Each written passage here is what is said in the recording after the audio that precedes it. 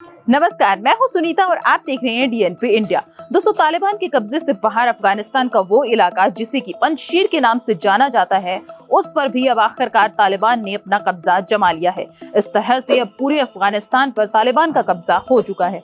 इसी बीच resistance force ने कहा है कि पंजशीर पर तालिबान के कब्जे के बाद भी वहां पर जंग जारी रहेगी और रिपोर्ट्स के मुताबिक ये भी पता चल रहा है कि निकट भविष्य में अमेरिकी सेना भी एक बार फिर हमें अफगानिस्तान में देखने को मिल सकती है। तो दोस्तों, क्या है ये पूरी कहानी, इस वीडियो में हम आपको बताएंगे, तो इस वीडियो को अंत तक जरूर देखिएगा। इसके अलावा अगर आपने हमारे चैनल डीएनपी इंडिया को अभी तक सब्सक्राइब नहीं किया है तो सब्सक्राइब जरूर कर लें, ताकि ऐसी ही तमाम अपडेट्स आपको समय समय पर मिलती रहें। आखिरकार पंजशीर भी तालिबान के सामने हार गए। रेजिस्टेंस फोर्स के लड़ाकों ने तालिबान को कड़ी टक्कर दी, लेकिन रविवार की लड़ाई के बाद तालिबान की जीत हो गई। तालिबान ने पंजशीर के गवर्नर हाउस में अपना झंडा भी लहरा दिया। अब पूरे अफगानिस्तान पर तालिबान का कब्जा हो गया है। तालिबान ने झंडा फहराते हुए वीडियो भी जारी किया है। तालिबान के इस दावे के बाद रेजिस्टेंस फोर्स ने कहा कि पंजशीर घाटी में जंग जारी रहेगी। आपको बताएं दोस्तों कि पंजशीर में रेजिस्टेंस फोर्सेस के ठिकानों पर रविवार को हवाई हमले किए गए थे। अफगानी मीडिया की खबरों के मुताबिक ये हमले पाकिस्तानी पायलट्स ने किए थे। पंजशीर में रेजिस्टेंस के प्रमुख नेता और देश के पूर्व उपराष्ट्रपति अमरुल्लाह सालेह जिस घर में ठहरे थे, रविवार को उस पर हेलीकॉप्टर से हमला हुआ। इसके बाद सालेह तजाकिस्तान चले गए। अहमद मसूद के पंजशीर में ही सुरक्षित ठिकाने पर होने की खबरें थी। तालिबान ने रविवार को दावा किया कि पंजशीर को जल्द ही मसूद परिवार से आजाद घोषित कर दिया जाएगा और घाटी में भी तालिबानी प्रशासक होगा, और ऐसा ही हुआ।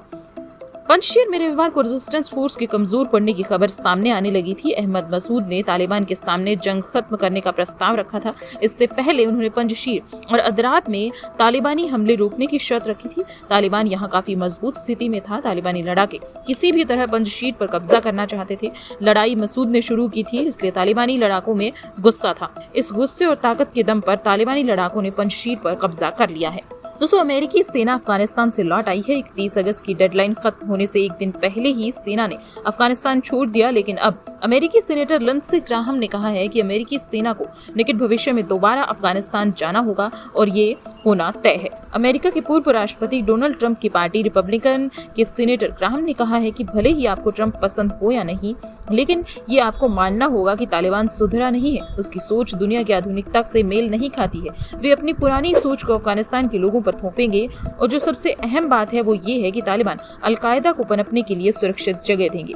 आप एक देश तालिबान के भरोसे नहीं छोड़ सकते। बीबीसी को दिए गए इंटरव्यू में ग्राहम ने कहा कि अमेरिकी सेना को अफगानिस्तान से बुलाना गलती थी, लेकिन यह भी सच है कि निकट भविष्य में अमेरिकी सेना को अफगानिस्तान भेजा जाएगा। अमेरिका ने इराक और सीरिया से फौज हटाने के बाद वहां दोबारा फौजें भेजी थी। आज भी इराक में 5000 अमेरिकी सैनिक क्यों हैं? उन्होंने कहा कि मेरा सुझाव है कि अफगानिस्तान में पंजशीर रेजिस्टेंस की मदद की जाए। तो दोस्तों, इस बात पर आपकी क्या राय है, हमें कमेंट सेक्शन में ज़रूर बताइएगा। इसके अलावा अगर आपने हमारे चैनल डीएनपी इंडिया को अभी तक सब्सक्राइब नहीं किया है तो सब्सक्राइब ज़रूर कर लें, ताकि समय समय पर आपको ऐसी ही और लाइव अपडेट्स मिलती रहें।